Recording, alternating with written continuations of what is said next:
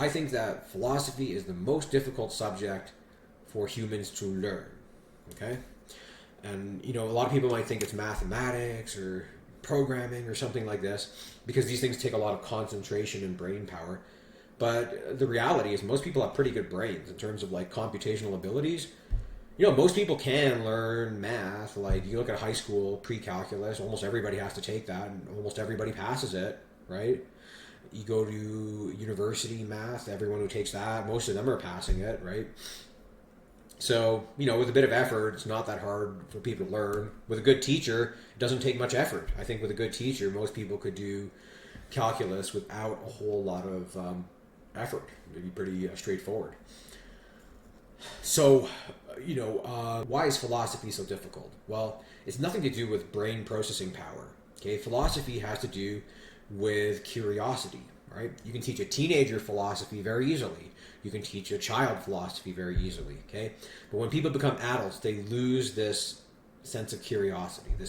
I don't know why, it's just something biological that happens. People stop being curious. And they just can't learn philosophy, okay? So, let's take a really basic truth in philosophy, okay? Taxation is theft. Duh, okay? Like, when you think about it, yeah, it's pretty obvious, okay? Did you ever sign any contract agreeing to be taxed?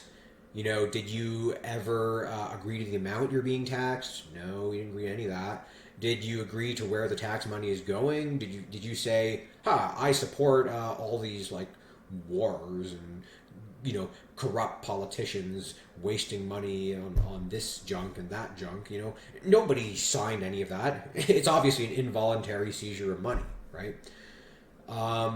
And that should be it. That should be it. People should just go like, oh, okay, yeah, duh, pretty obvious. But no, that's not how people are going to react. People are going to go, are you crazy? Look at this dude. This dude's insane. He just said taxation is theft. What's wrong with this guy? Is he nuts? I think it would take me 6 years to convince somebody that this is true. More than that, probably 10 years, 20 years, I don't think I could convince someone that this is actually true, no matter what I try, right? So I think it's actually much harder to teach someone something really basic like that than calculus. I bet I could teach somebody calculus in much less time than I could teach them that taxation is theft, okay? And even with logic, okay, so logic is the most objective part of philosophy, okay? So you can say, well, that's a political truth. Politics, it depends on definitions. You can say this is the legal definition of theft. This is, you can use all these word games and word salads to mix things up a bit, right? But when it comes to logic, there's no disagreement here. Logic is just like mathematics. 2 plus 2 is 4. If you don't agree, you're just wrong. You failed the exam, right? It's really one of the most straightforward, clear subjects. But I don't think you could even teach people logic in philosophy. And I'm going to give you guys, an experiment here. You guys can try this, okay?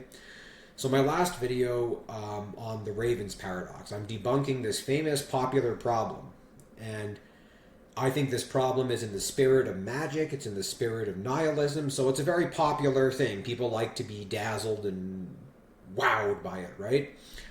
But it's ultimately wrong, and the error that it's making is in falsifiability, okay? Now, I am very confident my video is correct. I've sent it to 2 mathematical logicians at Berkeley, okay? These are some of the best logicians on the planet, and one of them is okay with me revealing his name too. So you can even ask Leo Harrington if this is true. He said I can share all the emails, so if you want to see the actual email transcripts between us, you can see those. I also sent it to an economist and a science generalist. So I sent it to 4 reviewers, and all 4 agree it's my video is exactly right.